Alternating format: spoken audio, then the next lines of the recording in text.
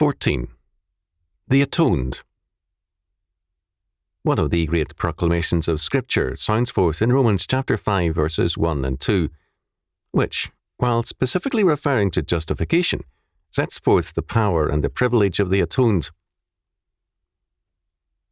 Therefore, being justified by faith, we have peace with God through our Lord Jesus Christ, by whom also we have access by faith into this grace wherein we stand, and rejoice in the hope of the glory of God. Because our atonement, our reconciliation to God, and our justification are totally the work of God through Jesus Christ, our security is firmly grounded in the Lord, and we have peace. We are released from guilt into faith, grace, joy, and hope. Peace with God is an impossibility on man's terms, or by man's works. The sinner cannot find peace nor a clear conscience. Because he is a guilty man, he is deeply and thoroughly involved in sadomasochism and is in flight from reality. He seeks escape in the fantasy world of fiction, entertainment, and self-pitying indulgence, because there is no escape in reality. He is a self-doomed and willfully blind man. The atoned, however, have peace with God. They are delivered from the enervating power of guilt into the freedom of godly action. True faith, thus, is alien to charnel house theology. Instead of bewailing mortality and concentrating mournfully on the dead bones of its fallen estate, it works joyfully in Christ to do his will. The Great Commission does not ask us to spend our days mourning over past sins and what we once were, but to go forth in Christ's power, commanding all nations of the world by teaching them to observe all things which our Lord commands, and to baptize them into the new creation. Matthew chapter 28, verses 18 to 20. Calvin, in speaking of the life of the atoned, declared, in commenting on Romans chapter 4, verse 20, "All things around us are in opposition to the promises of God.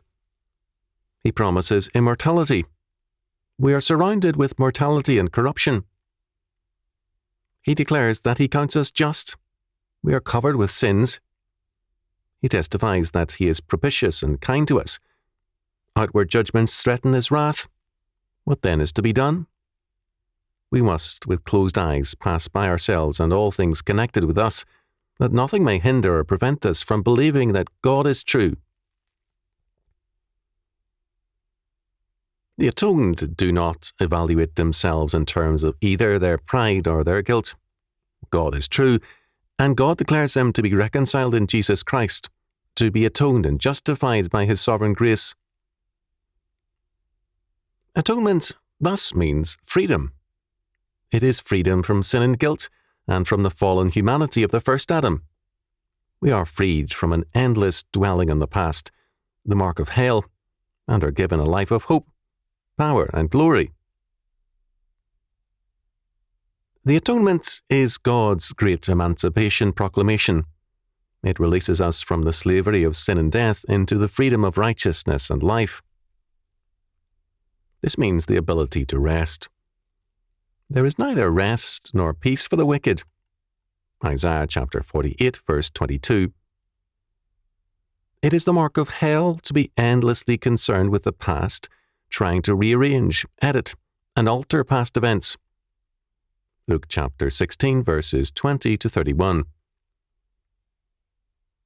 The redeemed work to alter the present and the future by means of God's law word. Moreover, being heirs of life, they can rest. 1 day and 7, 1 year and 7, 2 years at the end of 48 years.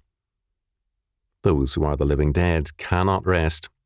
Life is always running out on them, and, with unceasing and sleepless activity and fretful self-indulgence, they try to seize life, but without joy, peace, or rest. True rest and true work go together. Godly rest is productive of faith, energy and action, and godly work is marked by joy, peace, and rest. Thus, the atonement also means the ability to work productively and effectively, because we know that our labour is never vain or futile in Christ. 1 Corinthians chapter 15, verse 58. The life of the atoned is also deliverance from the delusions and fantasies of a man-centered mind. A woman in Moravia's The Empty Canvas epitomizes this reduction of reality to the limits of a person's thinking, so that the real is what man conceives it to be, and nothing more. Asked, "What do you believe in?" Cecilia answers, "In nothing.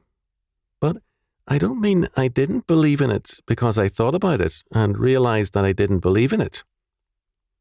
I didn't believe in it because I never thought about it, and even now I never think about it. I think about any sort of thing, but not about religion. If a person never thinks about a thing, it means that for him that thing doesn't exist. With me, it isn't that I like or dislike religion, it just doesn't exist." This is the logic of modern philosophy come to fruition. The protagonist in the novel echoes a common opinion, a good illustration of sadomasochism, as he recalls an opinion that humanity is divided into two main categories: those who, when faced with an insurmountable difficulty, feel an impulse to kill, and those who, on the contrary, feel an impulse to kill themselves. The unatoned are caught in some form of this internal dialogue. Because they are guilty, they know the power of guilt over themselves, and they use guilt to control others. Husbands and wives try to make each other feel guilty as the means of governing one another. A guilty person is unfree and is essentially incapable of consistent independent action. Preachers commonly preach to heighten a sense of guilt in their congregations. Supposedly, this is done to further holiness. But holiness comes with faith and growth in obedience, not growth in the paralysis of guilt.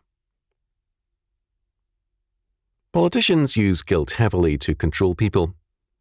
Citizens are made to feel guilty for all the ills of the world and their country, so that they might surrender more power to the state.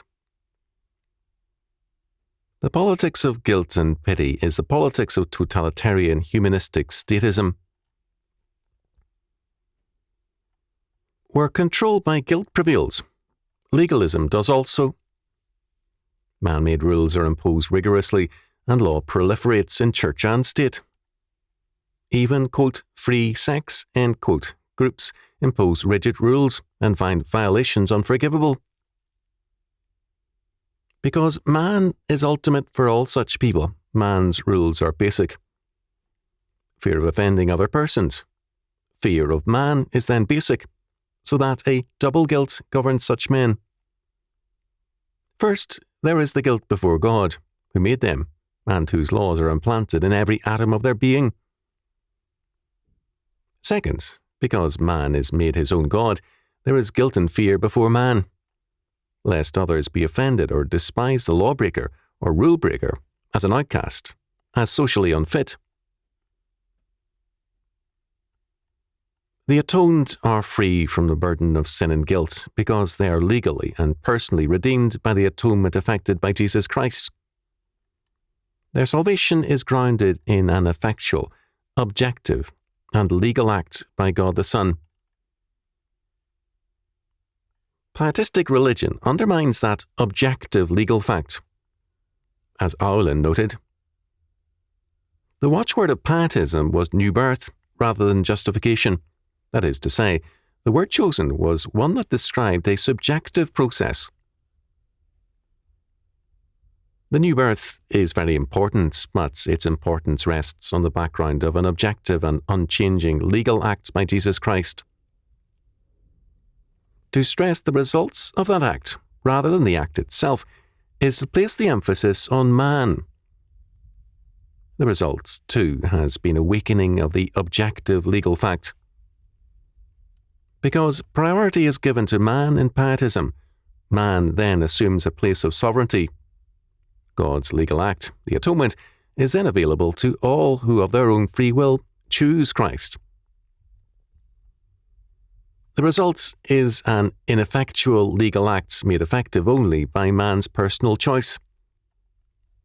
As G.D. Long observes tellingly, this author sees no purpose, benefit, or comfort in a redemption that does not redeem, a propitiation that does not propitiate, a reconciliation that does not reconcile. Neither does he have any faith in a hypothetical salvation for hypothetical believers. Rather, he has faith in a redemption which infallibly secures the salvation of each and every one for whom it was designed, namely, the children of God that were scattered abroad. John chapter 11, verse 52, which is such a multitude of sinners declared righteous that no man can number them. God forbid, therefore, that I should glory, save in the cross of our Lord Jesus Christ. Galatians chapter 6, verse 14.